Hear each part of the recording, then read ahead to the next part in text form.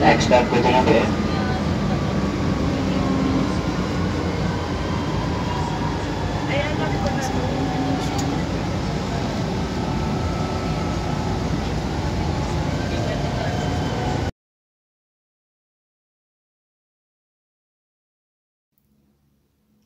Manila not for sale. Nako, bonggang-bongga, may billboard na.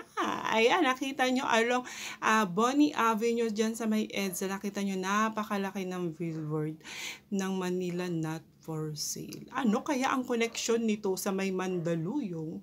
At meron pa itong pa-billboard dyan. Ayan. Hey, what's up everyone? Nako, pag-usapan natin for today's video. Ito nga si Sam Bersosa.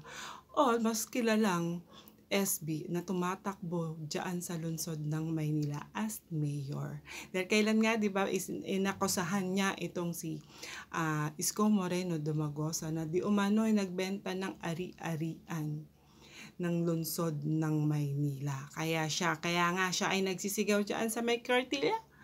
Manila not for sale. Ayan.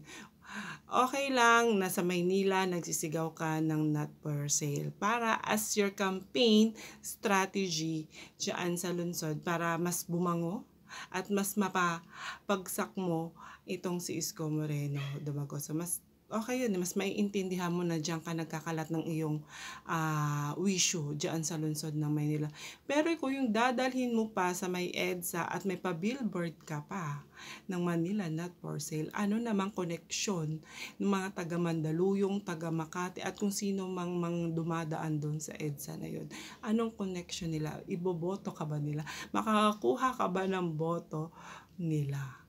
Diba? So, yun guys, nagulat lang ako kasi nung nakita ko yun, na-shock talaga ako, grabe. Talagang pinangkagasusan at gumagastos itong si Sam Bersosa para lang sa kanyang wisyo, o diba? Kung gaano siya kalaking bugok at kagawa niya dyan sa kanyang propaganda pagdating sa paninira about kay Yorme Isko Moreno Dumagosa. Yan, kaya makita nyo medyo dim kasi talaga hindi ko siya talaga pinalampas. Kahit hirap na hirap ako i-video siya dahil nasa loob ako ng MRT, hindi ko talaga pinalampas siya. Kasi nung nakita ko yan nung umaga, na-shock talaga ako at talagang napamura talaga ako. Kasi talagang namura ko talaga siya ng bonggang-bongga.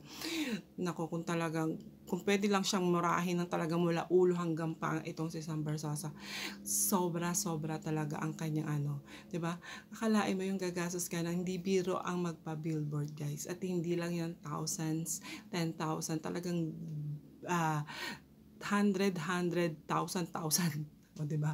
Ang magagastos mo dyan, diba?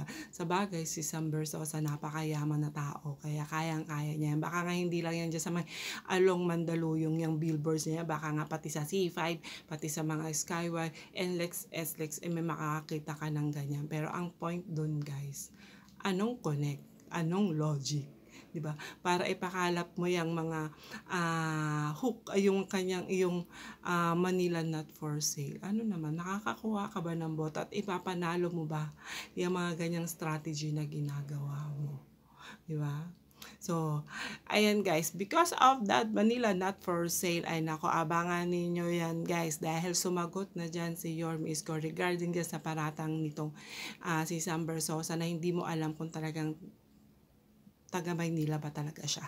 Diba? Abangan niyo yan sa mga susunod na video natin kung ano ang reaction ni Yorme Isko dyan sa kanyang paratang about sa Manila not for sale. So, thank you very much. See you on our next video, guys. Bye-bye.